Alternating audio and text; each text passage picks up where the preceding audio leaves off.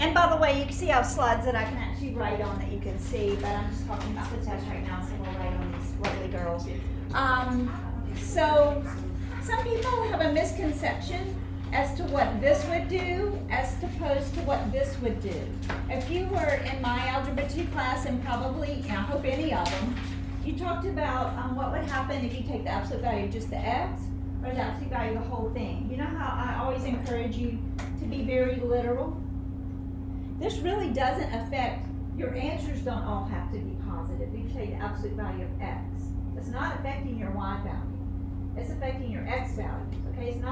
It's like, I don't know, I haven't taught Caroline's little sister yet, but she may sometimes feel like that people don't give her a chance if they just make her be like Caroline all the time. My sister was 2 years older than me, and thank goodness they didn't, because she like failed college algebra. But you know, I'm glad that my teachers looked at me and gave me a chance to be myself. But also, you know, I wish I was like her in lots of ways. So you know, it's sort of a toss up. But some sisters are very much alike, but some sisters are very, very different. Like when I have Ella in advisory, I don't just put her in Sophia's camp. I just like, there's two different people, okay? But there are some people that you will find that call you by your sibling's name. I got called Michael and okay.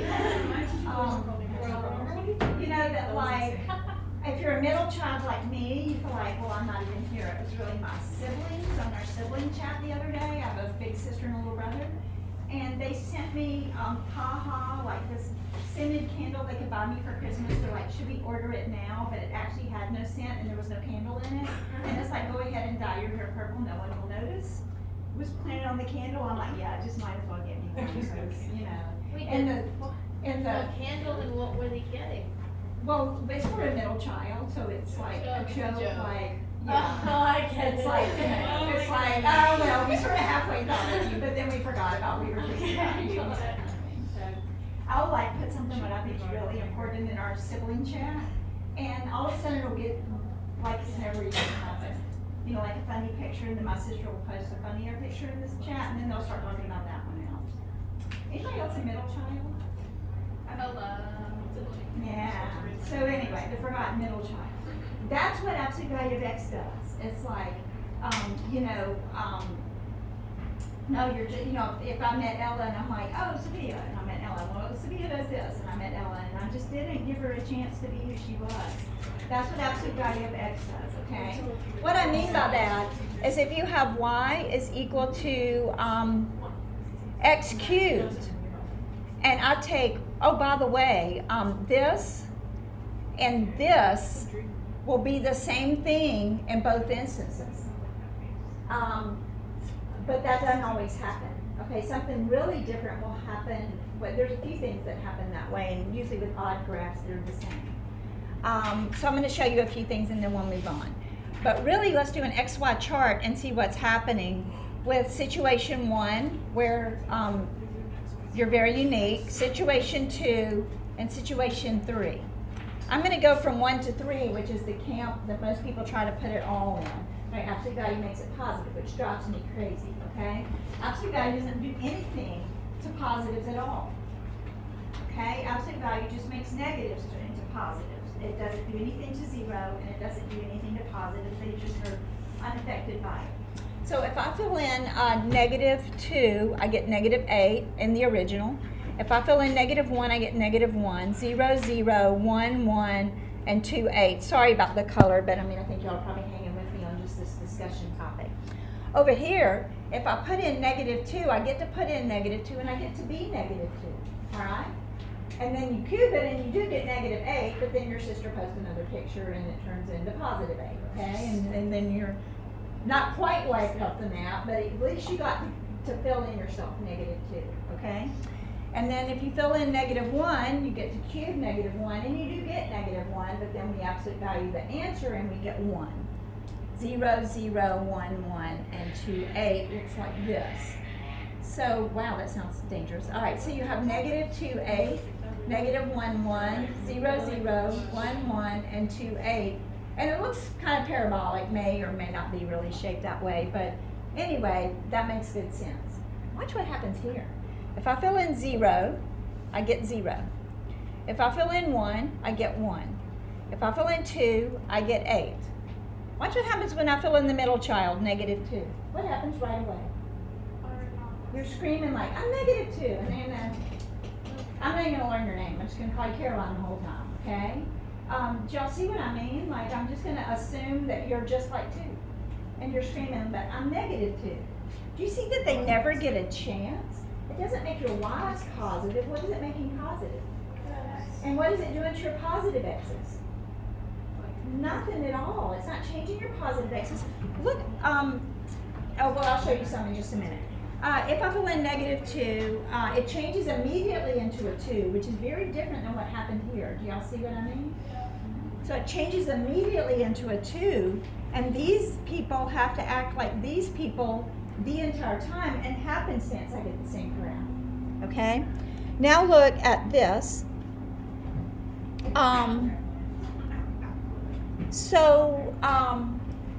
What if I do y equals x cubed minus 4? I think we all know that this looks this way. In Algebra 2 and Pre-Cal and Calculus, I like to teach with a lot of pictures, okay? Some of you that had me as a teacher might remember that when we encountered absolute value, like if this is f of x, absolute value of f of x and f of the absolute value of x. And by the way, we don't spend a lot of time on this in Algebra 2, and we all of a sudden expect this number sense and graphical maturity that you really understand what's happening, okay? This one, x cubed minus 4, it's hard for me to, I can absolute value every point. So a lot of times I'll graph the picture and I'll absolute value the picture. And so this one is going to be yellow. What will it do to positive y values? Nothing. And what will it do to negative y values? It'll flip them up and you'll get that funny picture. Do y'all see that's what would happen if I did a chart? Is everybody okay with that? Okay, so I like the absolute value of picture, so that's kind of a big lesson. If you type the absolute value of x cubed minus 4 into your calculator, you very likely many times don't even get the right picture. Your calculator has a hard time graphing good square roots, absolute values, and logarithms. Even exponents sometimes, because it runs out of pixels. And so many times what will happen is it'll find like this value, and it's counting by 0.212 usually. So it never finds this value, and the next one it finds is this, and many times on your calculator you'll get a picture that doesn't touch the axis. So you're in charge of knowing that. So you know what, I'll probably never hit that ABS button on my calculator. If somebody asks me to graph the absolute value of x cubed minus 4, I usually put this in my whiteboard so I can see the whole graph unaltered, and then I flip what I need to flip. Y'all see what I would recommend that, okay? You've got to really know what you're doing. If you're going to graph logarithms, exponents, square root graphs can be wrong just because it never really sometimes hits the integer that you need to know the value of. There was a hand up before I go on.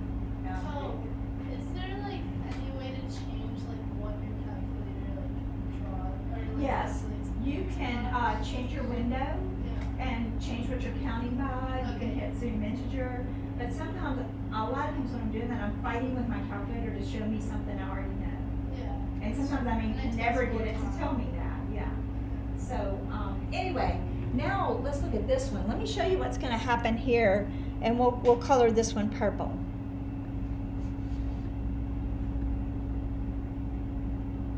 All right, so this is going to be our purple one, alpha of the absolute value of x. Now let me show you what's going to happen there for our blue parent graph, if y'all remember those words. What's going to happen is your big sister is unaffected by what happens. And over here, you're screaming, but I'm -1, I'm -2, I'm -3. What's happening from the very moment that they try to fill you in? -1 gets turned into what? +1. And so you have to act just like her. So what this does is it leaves the x's on the right alone, and it copies whatever is over there over here. That's like you might as well have a picture of your big sister and just put it right there. And of course, I want you to say, my big sister, I want you to know my big sister's lovely. You would like her way more than you like me.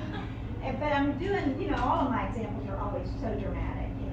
dying in a hurricane, or their big sister's like, you know, the people don't even know my name, you know, whatever, okay?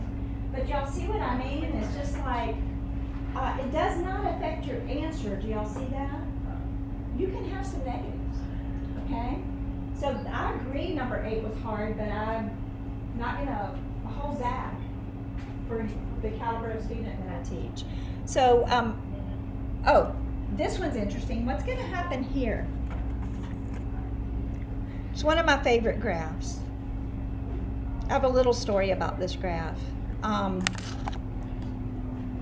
my old school, we taught many people have an extremely diverse population that we could really joke around and talk, and there was a lot of grace and fun, and we weren't worried we were going to step on landmines and all of that aside. We also had a huge mentally, physically challenged population. We also had a huge, it's like 500 per grade, so we were a magnet school to the deaf population in the city. So almost every deaf child in Memphis, Tennessee came to our high school, whether they were gifted or not. And so our students were very used to seeing people that were severely disabled or had maybe physical challenges, but not mental challenges. And it was really cool. So it was very common for me to be teaching honors pre-calculus and AP calculus PC with a deaf student in the room and an interpreter. We had a whole bunch of interpreters that just worked at our school, and they would be signing. And a lot of times they're signing things they don't, you know, they maybe have to meet with me or the science teacher to learn, like, what word could I use for that. But I mean, didn't even notice. I used to wonder, how's I going to be with another adult in the room? So there's this really great interpreter named Angie, and she ended up being assigned to a lot of the math classes because she got kind of the hang of the lingo, but she had majored in some sort of hearing loss, speech pathology or something. And it was funny, as she had my class for years interpreting for people, she started to learn accidentally math. It was so cute. Sometimes she would answer questions before the students, and she'd go, sorry. You know, I'd go, sign a private, she'd go, 1. Sorry. And when I showed this graph in honors pre-cal, and I was explaining this to my honors pre-cal class, she was watching and signing, and then she went, that's so cool. And everybody just kind of laughed, because usually you don't even know they're there. If you've ever seen someone signing, they're like, you know, they're pointing. It's like a wedding photographer. They're not in the middle of everything. You just kind of don't know they're there. So the end of the story is we started talking about how good she was doing in calculus, and I really, you know, she's like, I think I want to be a math teacher. She went back to school, and she's a math teacher today. Oh, that's so That gives me goosebumps, yeah. So anyway, it's a big tribute to her, but what a lovely person. But anyway, this is her favorite graph. I'll have to text her later today and say, if I say I did your favorite graph today, she'll know exactly what I'm talking about. Let me clear this out. Oh, I need to do that later today. Let me turn this off. Kind of wish I hadn't done that. All right, so I'm going to type in the square root of, so I'm going to type in the square root of negative x. All right, and that's another discussion I've had with my honors pre-cal class, and we've had a little bit in here.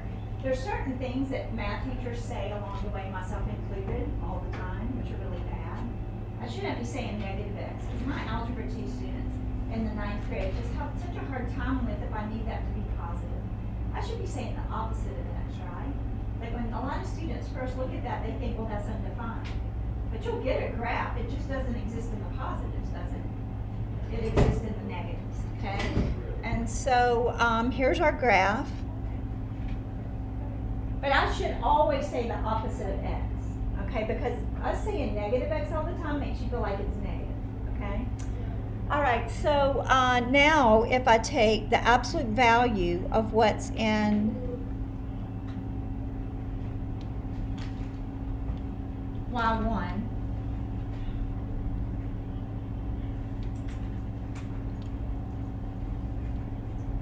and probably need of x, maybe.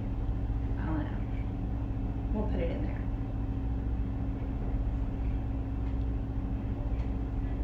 All right, and then if I do y1, f of the absolute value of x, do y'all see the difference?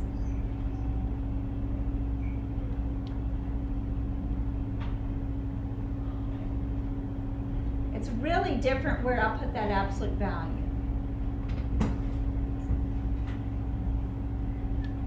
Okay.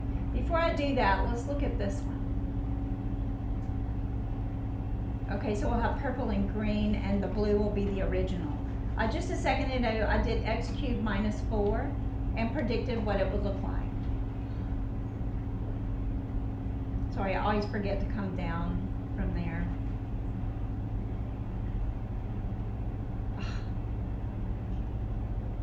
I'm totally messing this up.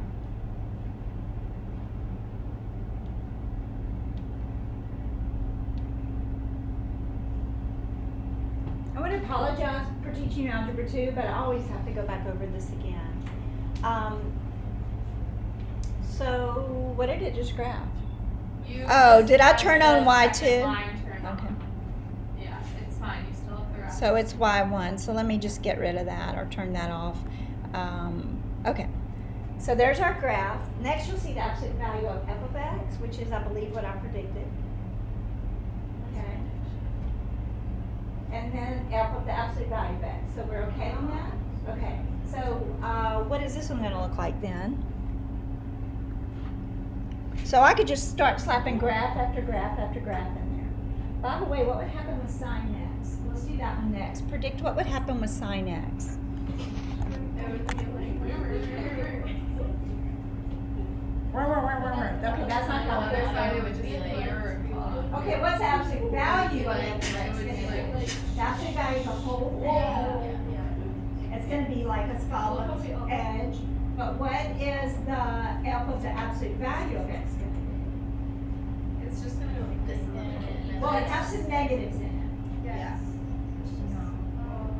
F of the absolute value. Yeah. Well, It it will do just go like though. this, and it'll flip it. It does. It makes it like an even graph. It makes it Yeah. reflect over the y-axis. Okay, because it's this f of negative x equals f of x. And negative x never gets a chance. They have to act like all the other units. It does not affect your y values.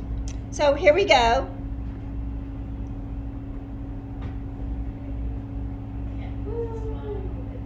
Not sure why. Oh, is the other...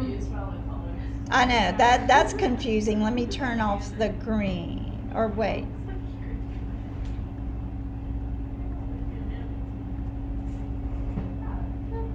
Okay.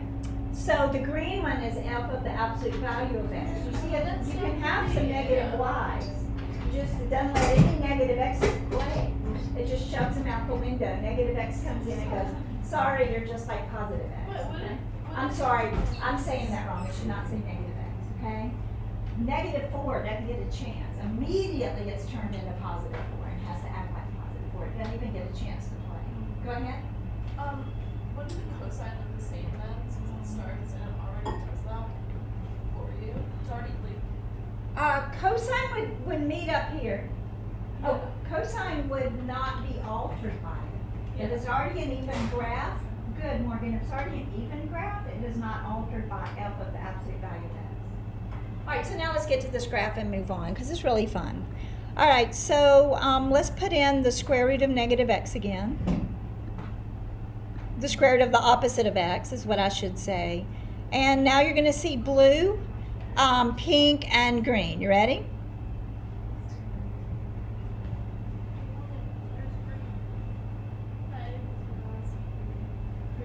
There's no more. Oh, you see it? What is green? I don't understand. Oh, they're the same thing. Fine.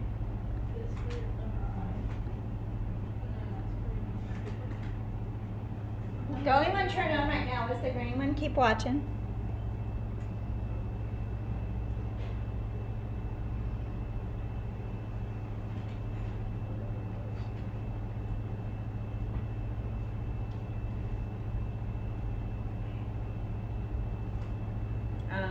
It's not doing what I wanted it to do. Hang on.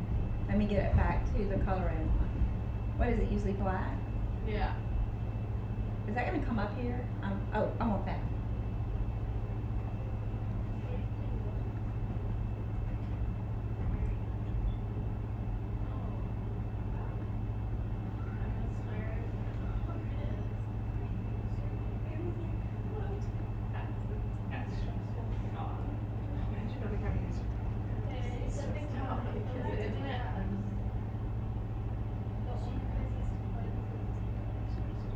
Oh yeah, because it doesn't Y'all see it? Did you see the green graph? Yeah, I see it. Does everybody see? No, do you see it? Yeah, It would act like. That's the green graph. It's a dot. Okay? That's so fun. That's the green graph. Oh. And now Angie's a math teacher, okay? So she's like, what? So does everybody see the green graph? There's a green dot in the center of the thing. I turned the axis off so you could see the green graph. Then I had to, Anna, that's like what you were asking me. I already knew it was there. I wouldn't understand what was happening. I had to keep changing my window so that it would show you that, okay? So I'm gonna go back to Zoom 6 while I'm thinking about it, because somebody else. Sneaky. All right, so we'll look at why that happened. I'm gonna get the axis back on.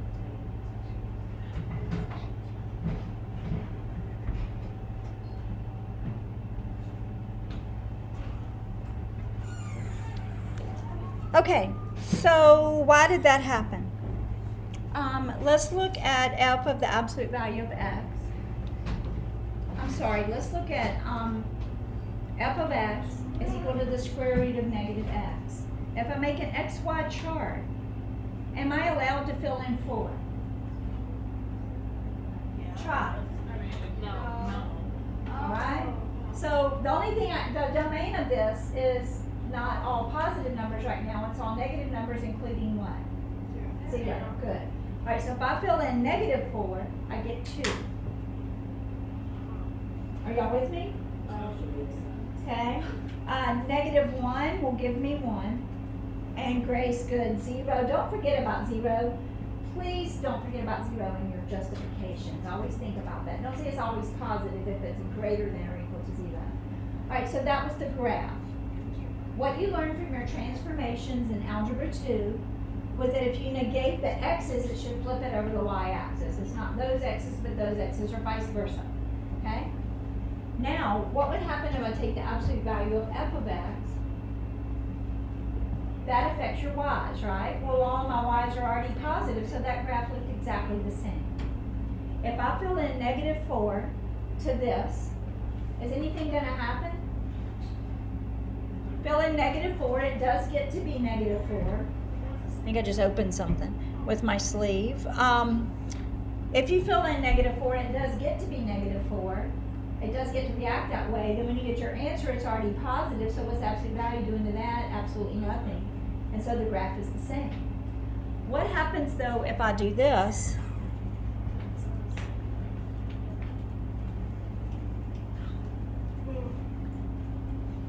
What happens if I do f of the absolute value of x?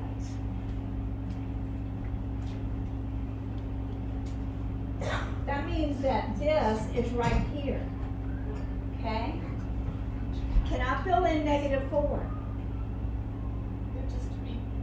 Try. Negative 4 is forced to be 4, which didn't get to play anyway, right? And then it makes, can you fill in anything except 0? No. So the only graph there was 0, 0. You gotta really be on top of your game though. Even though I'm talking about algebra, right now, how much of calculus is algebra? Where our problems lie is probably with the algebra. And proof-based things. So come back to this, girls.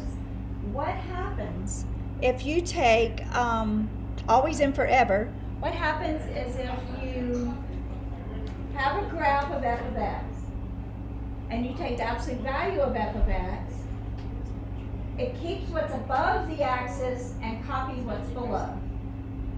Okay? That makes sense because you're changing your what values? Your y values. So if you have something like this, if that's f of x, f of the absolute value of x would look like this. Are y'all okay with that? All right, but what if I take f of the absolute value of x and I put the absolute value only on the x's? It doesn't really affect your y values. Eventually it might, but it affects more your x's.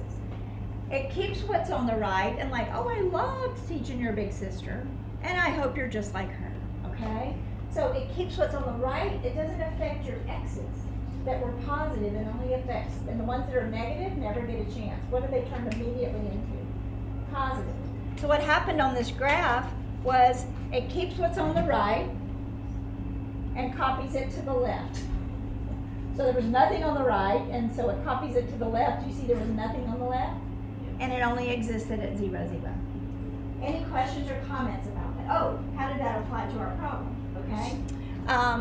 So on our problem, and people thought, probably are looking at me like, got that right, I didn't think about all that stuff, okay? So we also have some other comments on this.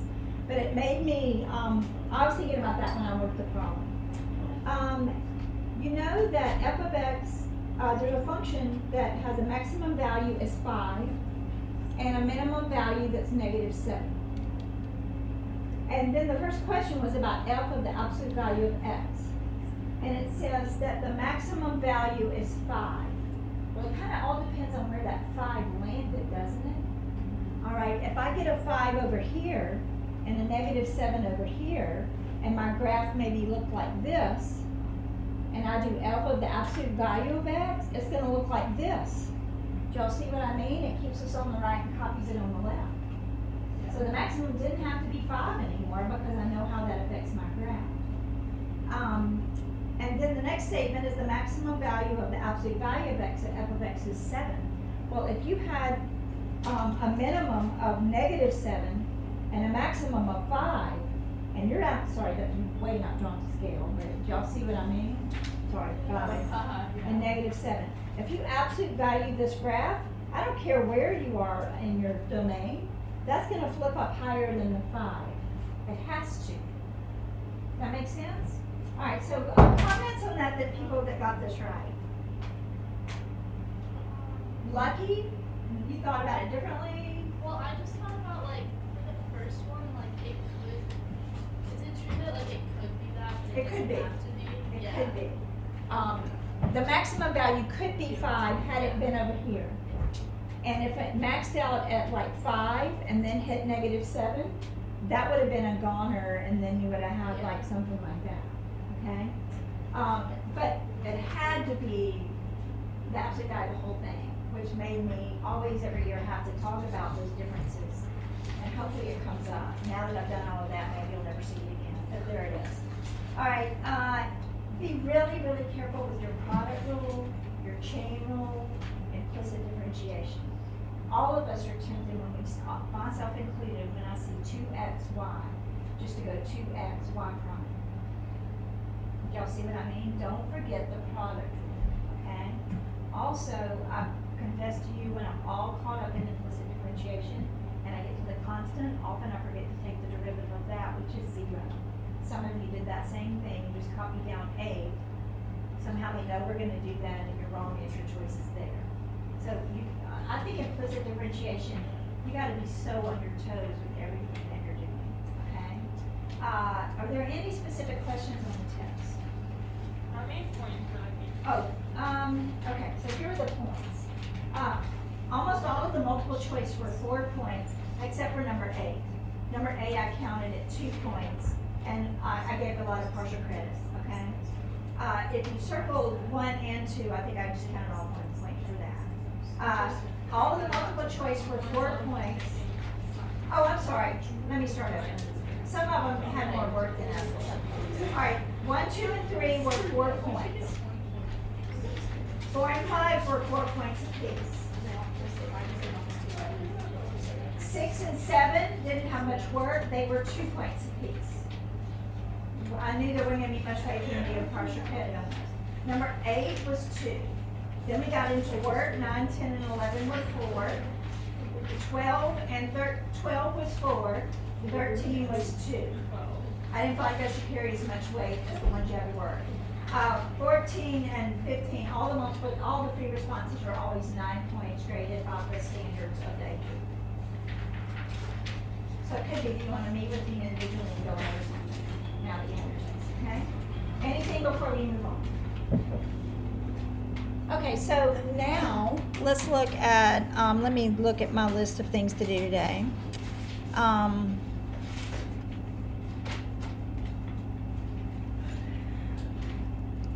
Okay, so let's talk about derivatives, exponents, and logs a little bit more. I'll just copy this into my slides so I remember.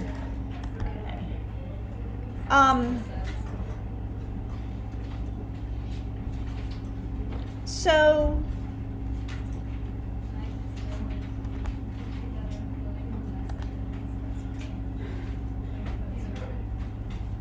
just lost it.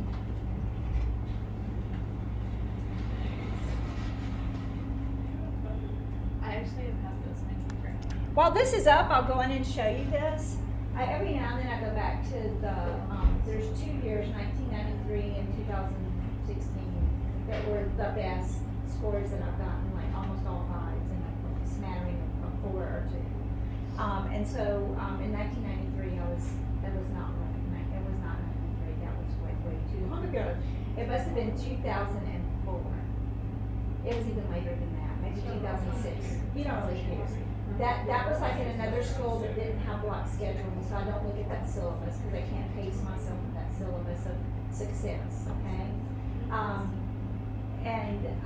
So then fast forward, I come to Marymount, and in 2015-16, everybody made a 5 except for one person made a 4. So I'll look back at that syllabus because we must have gotten it done that year. So every now and then, how are we doing? So this is the syllabus from that year. And you can see on November 24th, I gave them the problems you have for today. So we're even a little bit ahead of that year. So that made me feel really good. So yes, us. Okay.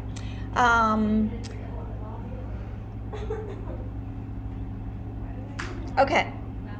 So now, this is just note for me, you know.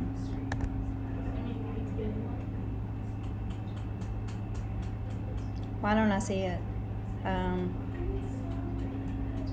Is it there? Yeah, it's black text. Now I can't even get a hold of it.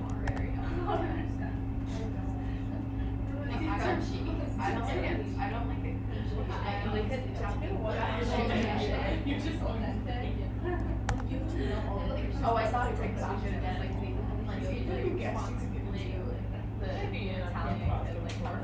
Okay.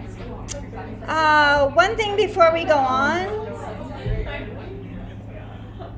Right here, I was talking about this with Anna this morning, and I forget this time of year that I could show you this. If you go to study guides, years ago I used to handwrite, I'd handwritten like all of AP Calculus BC on like 5 pages, like the entire book of what you needed to know. Like if you had me for pre-AP, pre-cal, like the memo page, all the trigs on one page. But I couldn't get all the calculus on one page. And I refused to type it up. It would have made it 2.5 or 3 pages. But the reason I didn't type it up is I felt like it was so familiar my handwriting to my students. But anyway, then I went to a workshop and the lovely Miss Stevenson I talk about frequently. She gave us all her study guide and it's better than my study guide. So I posted hers, okay? And it's typed. And so if you go to study guides, so I think this is it.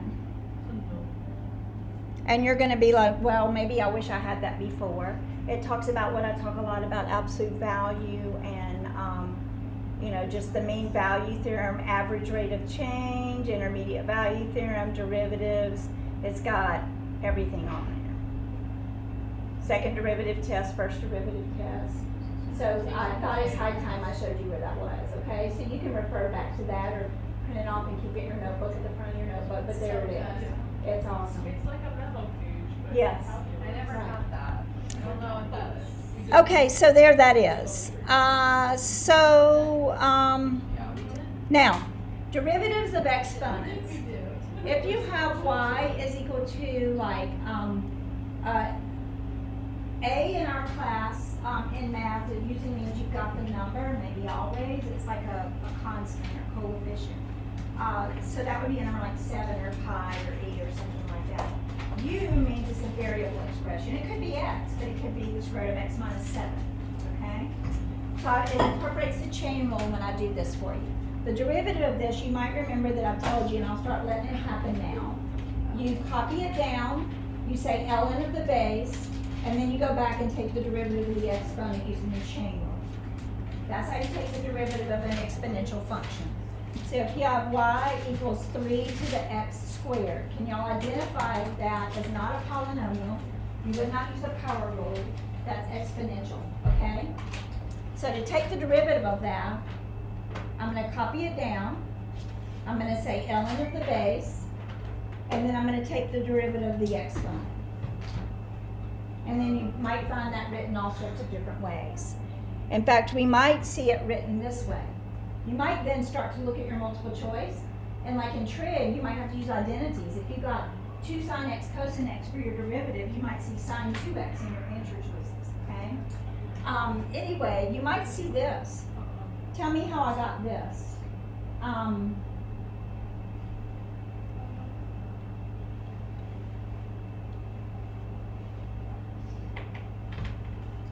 What if you don't see your answer in the answer choice and you see that in the answer choice? Where did they get that from? How did they morph my answer into their answer? How will you morph yours? You gotta know your logarithms. So if I rewrite this, 3 to the x squared, 2 ln 3 times x. Do y'all see what I mean? So Elena's starting to see it. 2 and ln 3 are numbers, okay? Get used to pi, e, ln 3 is just a number. I don't know that one. I do know ln 2 is 0.693. But anyway, those are just numbers, like square root of 7, okay? So as Elena was saying, you see how it made sense to me to put the 2 with my other number, ln 3? Now what about your logarithm rules? We're used to pulling an exponent down in front, but what if it's already down in front? Where could you put it? Back up top. You put it back up top. And so they might do stuff like that, so watch for it. Okay, now, what is the derivative of this?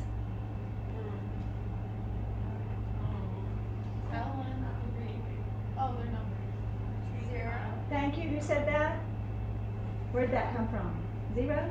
Oh, because it's a number. 0. Yeah, 3 to the pi is a number. The derivative of a constant is 0, right? Are y'all okay with that?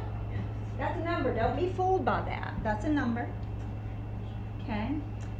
If you have pi to the x, now you've got an exponential function as opposed to x to the pi. The derivative of this, do y'all see that's like x to the third? That's a polynomial. You can use the power rule. They both have a PM. Stop and see if you have a polynomial. So that would be pi x to the pi minus 1. Here, as an answer choice, they would have x times pi to the x minus 1. Let me tell you what you should never be doing. You should never find yourself in a position where you're subtracting 1 from a variable in a derivative. You should never do that. The power rule is I know the power. What's an exponent is I don't know the power, I know the base. A polynomial is I know the power, not the base. Exponential, I know the base and not the power. They are very different graphs that behave very differently. So the derivative of this one would be 3x squared. The derivative of this one is the rule. Copy it down, ln of the base, and then the derivative of the exponent. Okay? They're two completely different things. So watch out for exponential. And let me go back to wherever I was. All right, so this one would be pi to the x, ln pi, and the derivative of x is 1. Using your chain, we'll go back to the derivative, okay? All right, so let's look at this.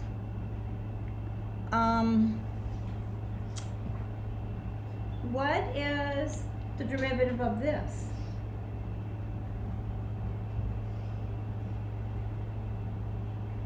I thought you had to take derivative of logarithms yet. I don't know. Just a number. So what would it be, Alana? It'd be 0. I don't even know what L and E is what? What's L and E? You will never see L and E as an answer choice in your AP exam. If you're taking the derivative of something and gotten x squared ln e times 3, you would only see 3x squared as an answer choice. Do y'all see what I mean? Ln e means it's the logarithm of e to the base e. That's what natural logarithm means. It means we're in base e. E to what power gives you itself? 1. Ln e is 1. Okay? What's ln 1? 0. Okay? Ln 1 is 0. So watch for stuff like that to pop up. You wouldn't have an answer choice 5 plus ln 1. You would just see 5. Okay? ln 0 is undefined because a logarithmic graph comes through at 1, 0 and plummets down to negative infinity. Okay? An exponential graph is the inverse of that, and it comes through 0, 1 and goes off this way. Do you see how they're inverses of each other? While this one's leveling off that way, that one's getting bigger and vice versa, okay? So logarithms and exponents are inverses of each other, as good as they can be. You know how hard it is to work with inverse sign? You've got all these restrictions on them. Your calculator's a bad job of graphing both of those. It makes it look like they stop. A lot of logarithm graphs look like square root graphs on your TI, but you can go to the table and investigate. Okay, so those are just things. So, what would you do if you see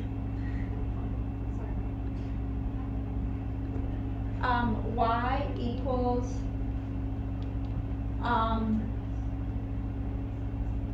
x to the ln e?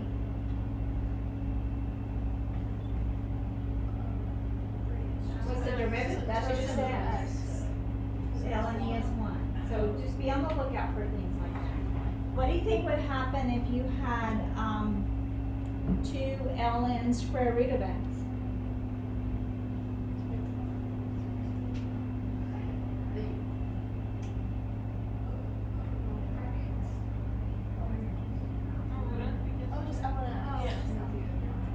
I don't know that I would get all of ln x. I'd have to stop and think about the domain issues here, but you would get at least a portion of it. Okay? So you could actually algebraically write that as ln x. You got to keep in mind your domain. Alright? Alright, so how do you take the derivative of a logarithm? The way you take a derivative of a logarithm, so this is an exponential function to review, and it's on that study guide, okay, if you don't want to look it up in the book. You copy it down, you say ln of the base, and then the derivative of the exponent. One thing that's kind of bad and kind of good is that a lot of times our base is e, and so many times we forget this step. Because as the year wears on, we'll be in a bigger hurry, and I'll copy it down, e to the x squared, then I'll say ln of the base, and the derivative of the exponent. But of course, what will you see in the back of the book is 2x e to the x squared, because what's ln e? 1. But so often we have e, so we don't write down ln e, that we sometimes forget that middle logarithm of the base. Okay, so you'll start trying it. Alright, to take the derivative of a logarithmic function, where if you have the logarithm of an expression, yeah. You know, a would be like, it might be base 10 or base e or base 3 or whatever, okay? What you do, and I'm not proving these to you right now, I'm probably going to get to L'Hopital's rule, okay? Which I know Elena and Anna will glad when we get to L'Hopital's rule. So anyway, to take the derivative of a logarithm, I won't explain it why yet, but you say 1 over u, then you say ln of the base, and go back and take the derivative of u. They're very similar, okay? But the logarithm throws stuff on the bottom. I'll show you one in just a minute. We'll talk a little bit about why graphically, because, you know, I at least like to do this with a graphic sense. Most calculus teachers today teach numeric, algebraic, and graphical, and those methods, because to marry all those together makes you a really strong math student, and not just know. I think I was mostly algebraic, but when I started teaching it, drawing pictures, even for myself to understand it, it makes so much more sense. y'all remember the day? I'll do a couple of examples of these, but do you remember, some of you will because you have great memories. You'll remember the day that I maybe took y equals e to the x. Do y'all remember the day that I got you to predict what the derivative would look like?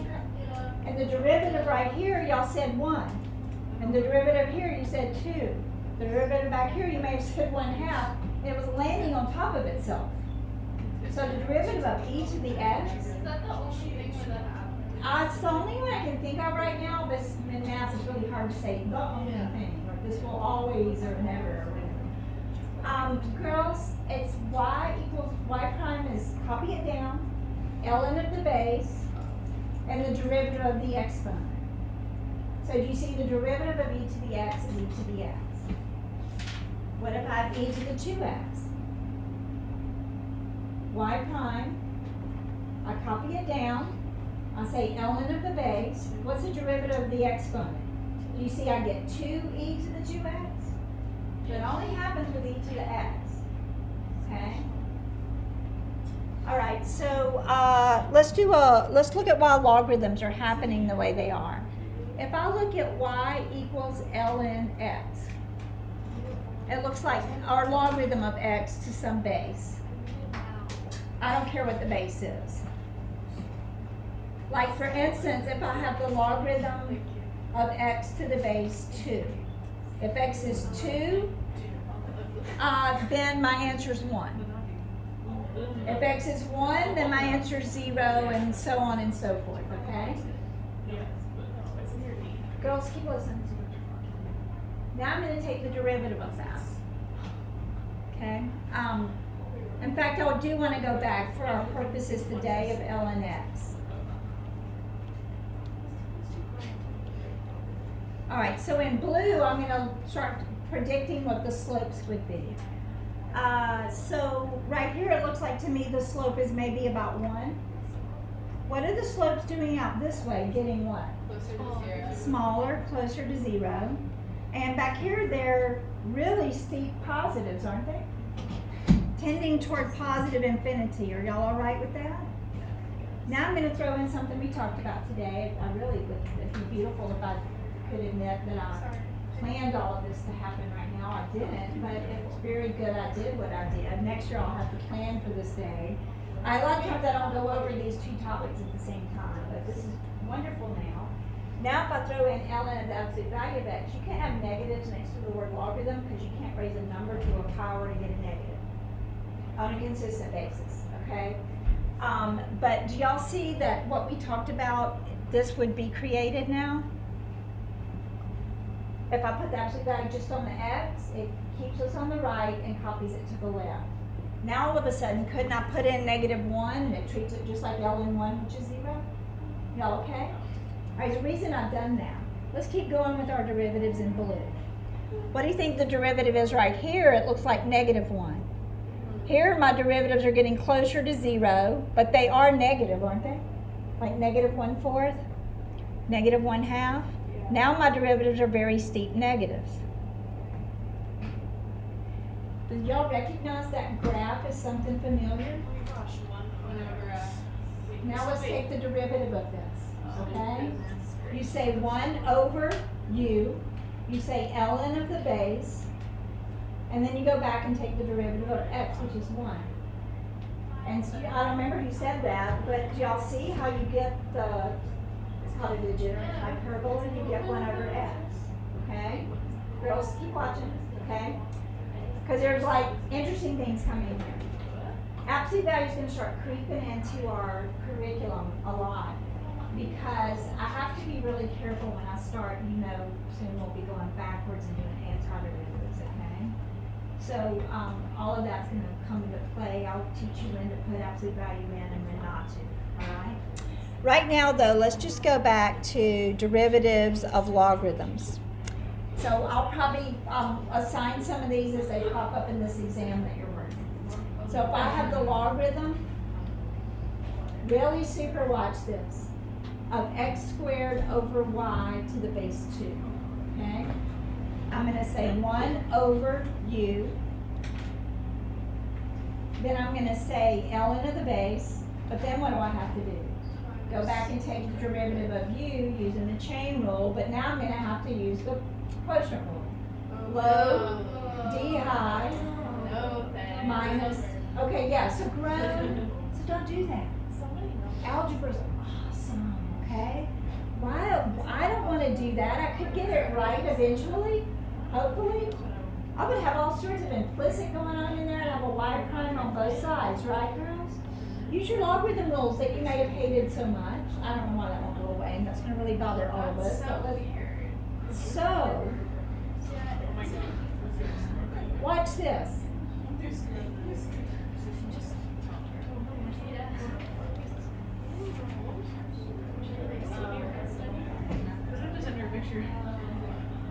What do you do with logarithms when they're divided? You can subtract them. And so I wrote the logarithm of x squared minus the logarithm of y, but then what can I do with the two? You gotta do as much algebra on the front end as you can to make your life a lot easier. Isn't that great? Now, what happens many times in this situation is you get y prime is equal to your coefficient. This is 1 over u. While you're down there, you say ln, sorry, don't lose your base, ln of the base times the derivative of u, which is 1, minus 1 over y, ln 2, and the derivative of y is y prime. And so then I would still have to isolate everything, and I then still might have to get common denominators to get my final answer. Okay? I think I've gotten almost everybody on board with what I'm about to say. What if your instructions were to find the slope or the equation of the tangent line at a certain point? I'm not going to make one up now because I would have to figure out what it would be, okay? I don't want you to clean that up. Do y'all see I want you slapping the numbers in right now? I wrote that on some of your tests, okay? So if you have numbers to fill in, start doing it right away. Okay? All right, so let's review that. And then I'm going to do one more thing before we go. So if you have y is equal to